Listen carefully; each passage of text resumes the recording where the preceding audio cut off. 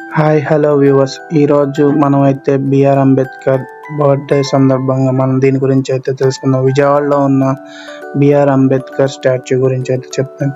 ఈ స్టాచ్యూని మొత్తం కన్స్ట్రక్ట్ చేయడానికి మన ఆంధ్రప్రదేశ్ గవర్నమెంట్కి అయితే 404,35,00,000 ఖర్చు అయింది. ఈ అంబేద్కర్ స్టాచ్యూని కట్టడానికి మనకి విజయవాడలో మొత్తం 18 ఎకరాల ల్యాండ్ అయితే పట్టింది.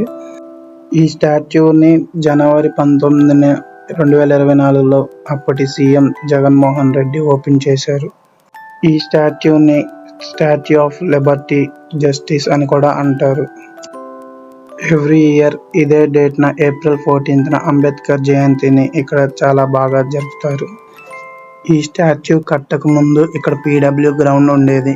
అప్పుల్లో మేము ఇంటర్ చదివేటప్పుడు మేము చాలాసార్లు ఇక్కడికి వచ్చేవాళ్ళం.